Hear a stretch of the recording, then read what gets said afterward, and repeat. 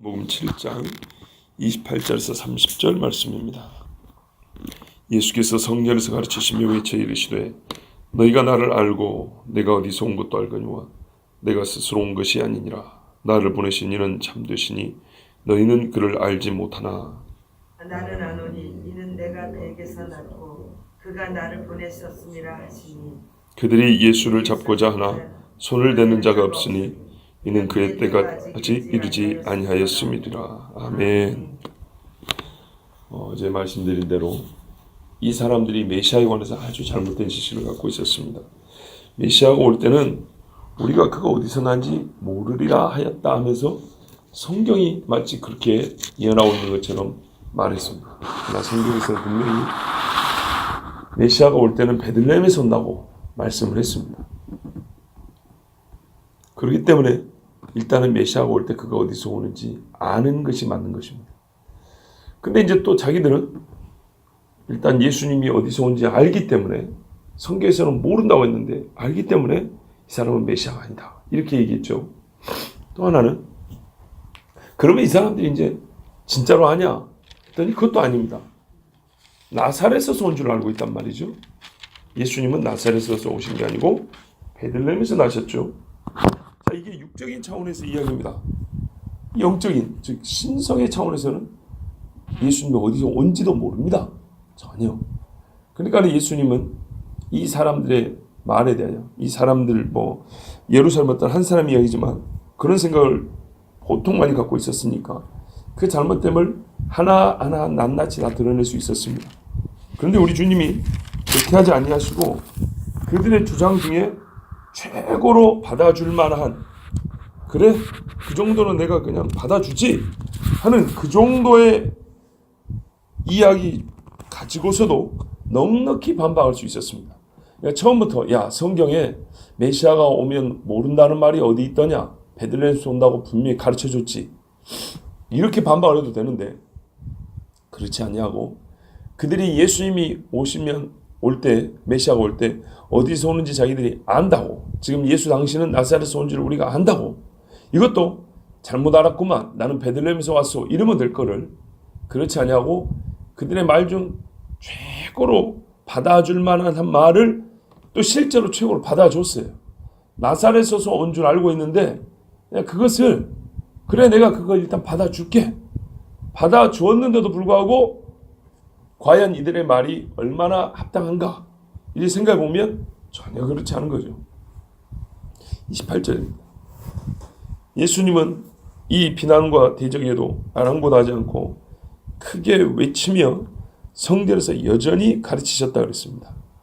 사람들이 누군가 나를 비난하고 또는 잘못된 정보와 지식으로 사람들 앞에서 모욕을 주고자 할 때 일단은 주춤거리게 되기 마련입니다. 예수님은 자기가 누구인가에 대해서는 전혀 주춤거리지 아니하고 아주 담대하게, 그것도 성전에서 말이죠, 가르쳤습니다. 이제 여기서 메시아라는 게 지금 거짓이다라는 주장이 나왔기 때문에 정확한 반박을 하지 못하면 거짓 선자로 잡혀 죽는 겁니다. 예수님은 여전히 성전에서 가르치시면서 이 대적자의 말을 그대로 받아서 깨뜨려 버릴 수 있는데 그 사람의 주장 중에 그나마 받아줄 만한, 그나마 사실은 다 말도 안 되지만 최고로 가치를 쳐줄 만한, 값을 쳐줄 만한 것 하나 딱 붙들어 가지고 지금 대답을 해주는 겁니다. 어떤 의미인지 아시겠죠? 말도 안 된다고 그냥 부셔버려내는데 그래 네 말 중에 그거는 조금 받아줄 만하다, 그냥 그거 가지고라도 한번 얘기를 해보자. 서로 공격과 수비하는 입장에서 이거는 별로 그렇게 썩 우리가 원하지 않는 방법입니다. 조금이라도 저쪽에 허점이 보여서 공격할 방법이 있으면 그거 붙들고 깨부셔버려야지, 저쪽에 유리한 걸 가지고 얘기를 한번 해보자 이런 방법을 안 쓴단 말이죠. 근데 예수님은 그 방법을 취하셨어요. 조금이라도 그 사람을 살리고자 하는 그런 뜻이 있었던 걸로 보입니다. 28절 중반부에 너희가 나를 안다고 그런다, 내가 어디서 온 것도 안다 그런다, 그래 받아주자. 사실은 전혀 모릅니다. 최고로 쳐줘봐야 나사렛에서 왔다는 것밖에 모릅니다. 요셉의 아들이라는 것밖에. 그래 그것을 가지고 내가 어디서 온 줄 안다고 말하는 근거로 삼았는데 그래 그거 내가 일단 받아주마. 자, 그렇게 치더라도 내가 스스로 온 것이 아니니라. 야, 이거는 예수님이 스스로 무덤 판 것처럼 보잖아요. 말이 모순이잖아요. 사람들이 예수님이 어디서 온 줄 안다잖아요. 그걸 그대로 받아줬어요. 목수의 아들이란 걸 그대로 받아줬다고요. 그대로 받아줬는데 예수님이 또 뭐라 하냐면 그렇다 할지라도 나는 스스로 온 것이 아니다. 그렇죠. 스스로 태어난 사람 없죠. 다 부모가 낳게 해줬죠. 뭐. 근데 예수님 말씀은 그건 아니죠. 또 역시 신성을 주장하는 겁니다. 나를 보내신 이는 참되시니 너희가 그를 알지 못하나. 보세요. 아버지 목수 요셉 이야기할 것 같으면 이 뒷부분이 말이 안 되죠. 나를 보내신 이는 참되시니. 사람 중에 참된 이가 어디 있습니까? 그리고 너희는 그를 알지 못하나. 사람들이 뭐라 하냐면 저의 아비임 요셉도 우리가 알거니와 그의 자매들은 우리 중에 있고 이렇게 얘기했어요. 여동생들이 시집가서 여기 살고 있단 말입니다. 갈릴리 같은 경우는 또 그렇게도 말했어요. 그 형제들도 우리가 알지. 유다, 시몬, 야고보 이 형제들도 다 아는데 저거 어찌해서 하늘에서 왔다 하냐. 이 이야기가 앞에 다 나온 이야기란 말이죠. 근데 예수님이 그 이야기 또 하고 있어요. 그럼 처음부터 너희들이 내가 나사렛에서 온 줄 아는데 틀렸다. 이러고 이 뒷말 하시면은 어울리잖아요. 나사렛에서 온 줄 아는데 요셉의 아들로 온 줄 아는데 틀렸다. 나는 스스로 온 것이 아니고 나를 보내신 이는 참되시니 너희는 그를 알지 못한다. 이러면은 말이 딱딱 맞잖아요. 그죠? 예. 신성을 주장했고 나는 하나님 아버지로부터 왔다는 말이 되니까 너무 자연스러운데 일단 그들의 말을 받아줬단 말이에요. 받아주면 육신의 아비인 요셉으로 왔다는 것을 일단 받아준 건데 그리고 이런 말씀을 하시니까 이거는 언뜻 보면 앞뒤가 안 맞는 말 같습니다. 예수님이 공격을 하시려면 확실하게 하시지 조금 애매하게 하신 그런 것 같습니다. 그런데요, 이것이야말로 예수님의 또 다른 어떤 면에서는 전략이죠. 만약에 예수님의 이제 뒷말, 정말 하나님으로부터 왔다는 말이 확실해지면 예수님을 공격할 때 썼던 사람들의 그 말, 요셉에서 왔다, 갈릴리에서 왔다, 나사렛에서 왔다, 이 말은 스스로 그들 안에서 깨지기 마련입니다. 예수님이 말하지 않아도 이어지는 예수님의 주장과 예수님이 행하신 일을 통해서 다른 사람들이 저가 하나님으로부터 오지 않으면 어떻게 저렇게 할 수 있겠느냐 이렇게 돼가지고 사람들의 인식이 바뀌기 시작하면 오히려 예수님이 그래 너희는 알지 나사렛에서 왔다는 거 알고 있지 이렇게 받아준 것이 훨씬 더 그들에게는 부끄러움이 될 것이고 그들의 잘못 알았던 것을 스스로 무너뜨리는데 계기가 될 것이다 이런 말입니다. 우리 어른들도 그러잖아. 아이들이 뭐 말할 때 한 방에 부셔버릴 수 있어요. 근데 그래 그런다 진짜 그러면서 그래 네 말대로 그렇다. 그런데 엄마가 계속 하시는 거 보면 내 말을 받아준 것 같은데 아닌 거예요. 근데 나중에 보니까 엄마가 하는 게 맞는 거예요. 그러면 자녀들 마음이 어떻게 해요? 내가 사실은 틀렸던 거구나. 이게 자기 안에서 정리가 되죠. 예, 아마 그런 방법을 예수님이 취하신 것 같습니다. 29절 보세요. 나는 아노니 계속해서 하나님과 예수님 자신의 관계 이야기를 합니다. 이는 내가 그에게서 낳고 그가 나를 보내셨음이라 하시니. 그러니까는 우리가 진작부터 말씀드렸지만 다른 증거를 지금 대지는 않아요. 그냥 말씀만 계속 반복하는 거예요. 앞에서도 그런 경우 있었죠. 증거를 대야 될 차례에 증거를 대지 않냐고 주장을 계속 하시는 거예요. 나는 그를 안다. 아버지를 안다는 거고 너희 똑같은 사람인데 너희는 모르고 나는 안다는 말은 하나님 이야기를 하는 거고요. 이는 내가 그에게서 낳고 그가 나를 보내셨습니다. 그러니까 나는 인간 어미인 마리아가 낳은 것처럼 보이지만 실상은 아버지가 낳으셨다는 것이죠. 그래서 우리가 독생자라고 그러잖아요. 그리고 뭡니까? 이 신학적인 논쟁이 있었어요. 옛날에 성부는 아들을 낳으시고 성자는 성령을 보내시고 이 말 문구가 별거 아닌 것 같은데 신학적으로 아주 중요하거든요. 왜냐하면 옛날에 이 신약 성경을 가지고 신학을 체계를 잡던 신학자들에게는 당시 헬라 철학이 있었어요. 헬라의 이교 신화가 있었어요. 그들의 사상에서는 발출이라는 게 있어요. 발출. 그냥 뭐냐면 신 안에서 신성이 충만하면 우리 물이 수돗물을 받으면은 물이 점점 차다가 그릇에서 넘쳐 흐르죠. 넘쳐 흘러나가는 것. 이런 식의 개념이에요. 유일한 신이 있는데 신이 안에서 신성이 충만해버려요. 그냥. 그의 속성, 사랑이 충만해버려요. 그래서 그릇에 이렇게 막 수증기가 막 흘러 넘치듯이 물이 막 넘치듯이 이렇게 해서 발출돼요. 넘쳐 흘러나온 게 아들, 뭐 성령 또는 이 세상 이런 식으로 설명을 하는 거예요. 이거하고요. 아들을 낳으셨다. 그리고 보내셨다는 완전 다른 얘기예요. 뭐 이 시간에 그거를 뭐 구체적으로 말씀드릴 때는 아니지만은 그래서 이 아버지가 나를 낳으셨다. 이거는 우리 기독교 신앙에 있어서 예수님이 누군가를 우리가 정의 내릴 때, 그분이 누군가를 정의 내릴 때 성부와의 관계에서 절대적으로 중요한 사실입니다.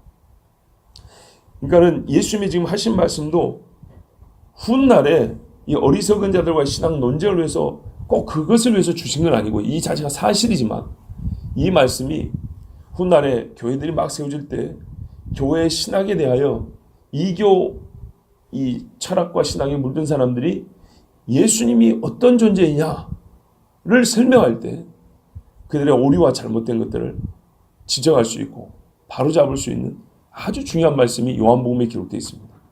그런 인간들이 주로 또 얘기한 게 요한복음 갖고 얘기했거든요. 아시다시피 요한복음은 가장 이 예수님 신성에 대해서 깊은 말씀이 있죠. 그러니까는 특히 이 처음 시작할 때부터 말씀이 계시는 로고스. 로고스는 헬라 철학에서 우주 만물의 근본의 원리를 가리키는 말입니다. 그런 말을 갖다 쓴 거예요.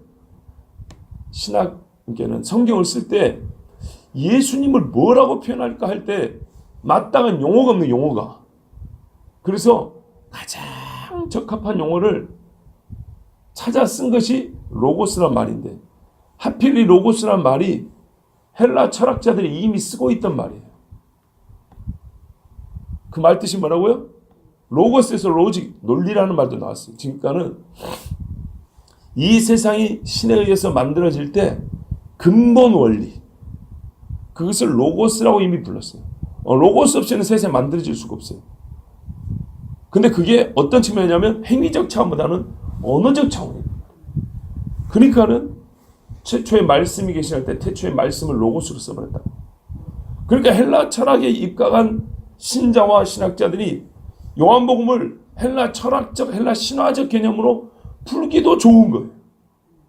그러니까 지금도 예수님의 신성에 와서 아주 신비주의적인 해석을 하는 사람들이 주로 요한복음 갖고 얘기하는 거예요.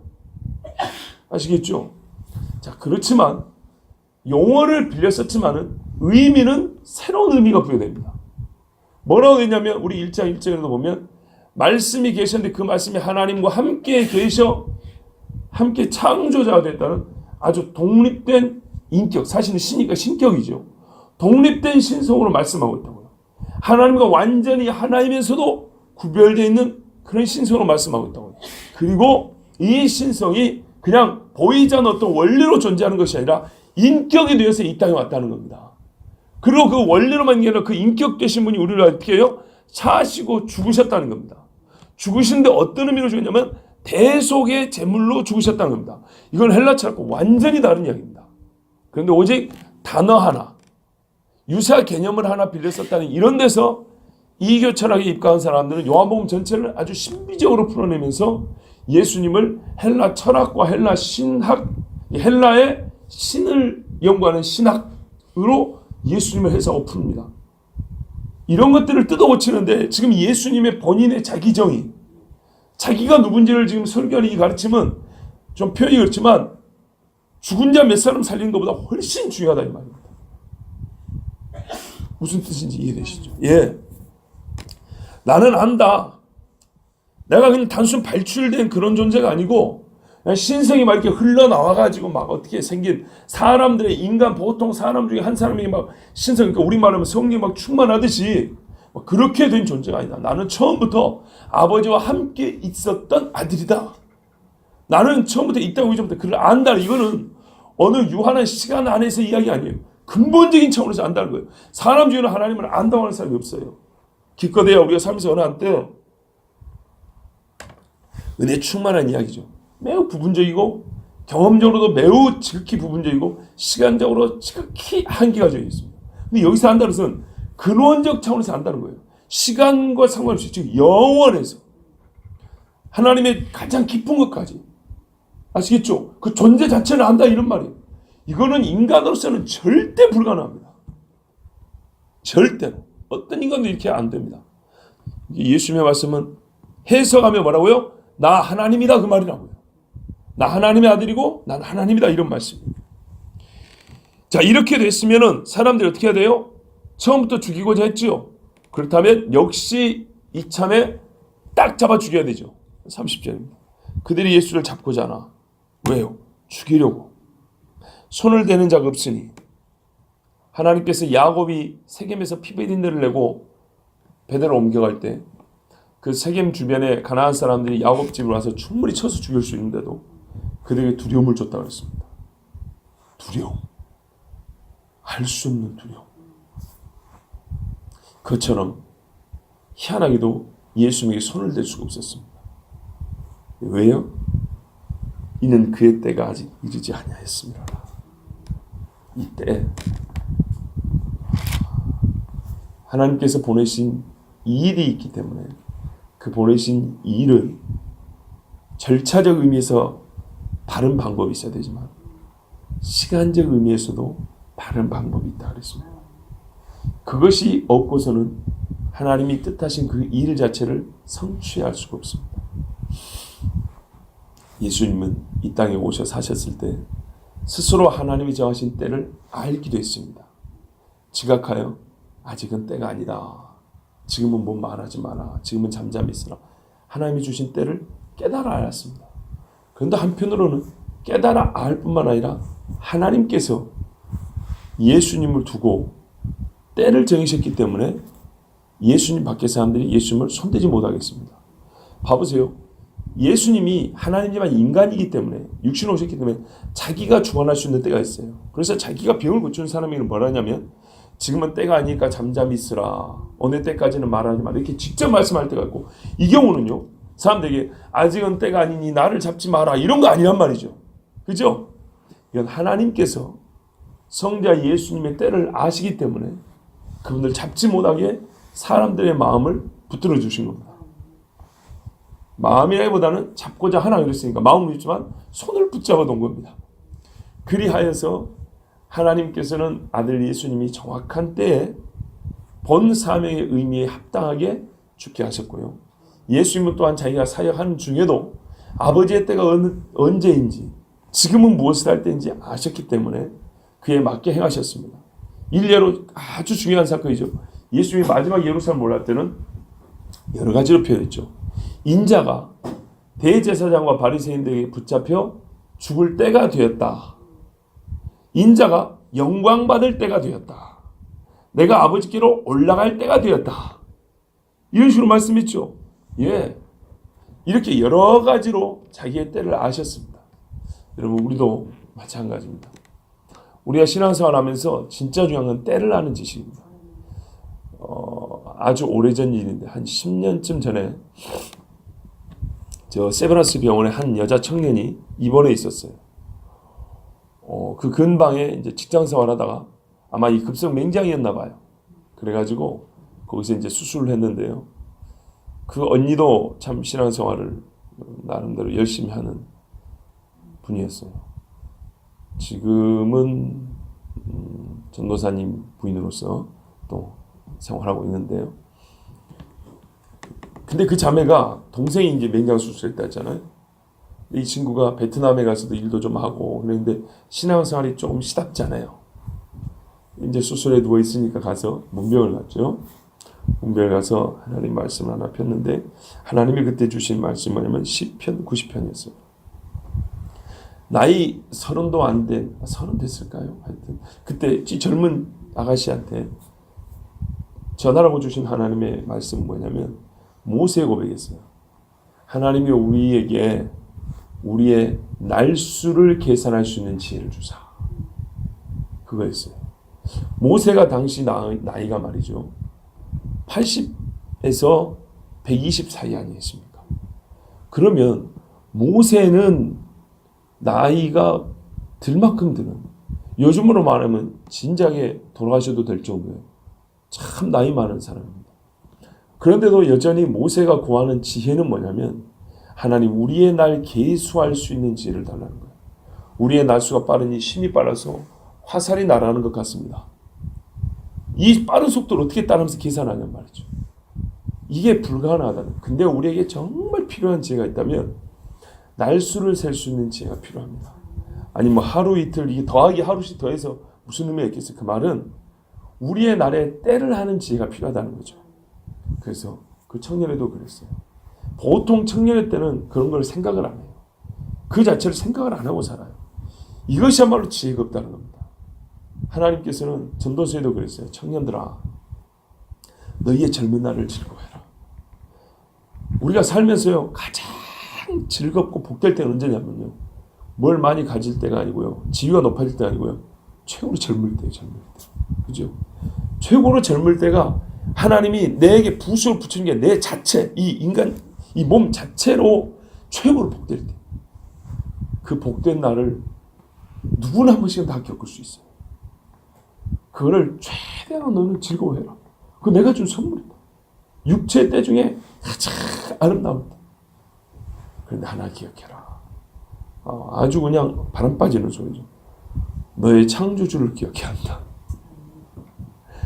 반드시 하나님 앞에 심판받을 날이 있음을 알고 그 육체의 때를 즐거워해라. 이게 날수 계수하는 지혜입니다. 왜냐하면 아무리 청년의 때가 좋지만 금세 지나가고 순식간에 하나님 앞에 설 때가 온다는 겁니다. 그런데 젊을수록 힘이 쓸수록 많이 가질수록 이런 생각 자체를 안 하고 하기도 싫어합니다. 그러니까 날수 계수하는 지혜가 없어요. 그러면 어떻게 될까요? 끝내 하나님 앞에 무지한 자로 서게 됩니다. 안타깝죠.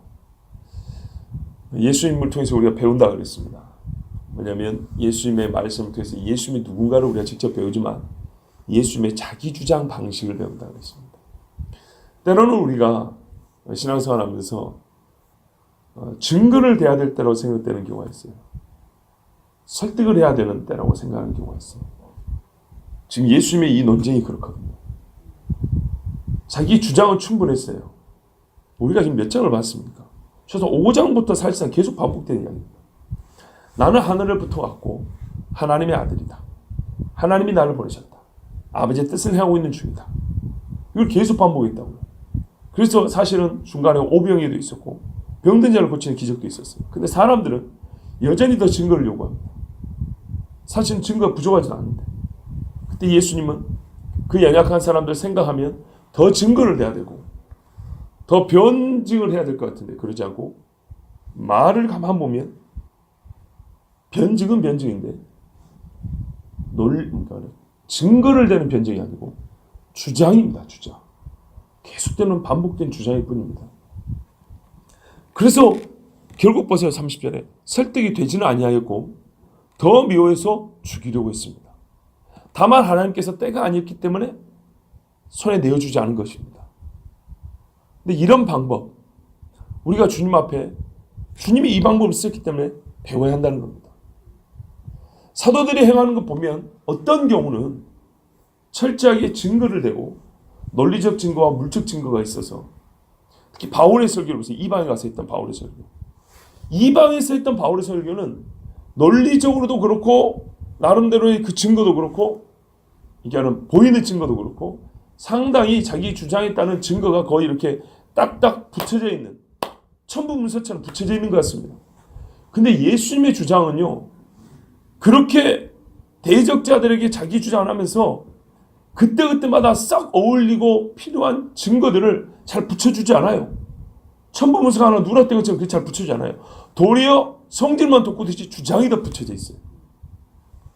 왜 그럴까요? 이유는 유대인들은 이미 성경을 갖고 있기 때문입니다. 이미 성경을 갖고 있고 이들에게는 메시아에 대한 지식이 자기들의 양심만 똑바르면 충분히 흘러 넘치고도 남았기 때문에. 그러나 이방인들은 아예 하나님이 누군지 몰라요. 창조주가 누군지도 몰라요. 모르는 거 태산인 사람들이에요. 그들에게는 가르쳐줄 필요가 있었어요.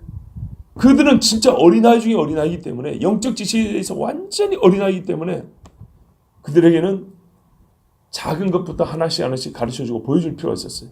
그런다고 유대인에게 안 해준 것도 아니에요. 근데 이들에게는 해도 해도 끝이 없는 거예요. 구멍난 독처럼, 깨진 독처럼 유대인들은 그것을 계속 해준다고 답이 되는 게 아니고, 이미 알고 있는 그들의 양심의 표현이 있지만 망치라는 게 더 나은 거예요. 두드리는 것이 더 나은 거예요.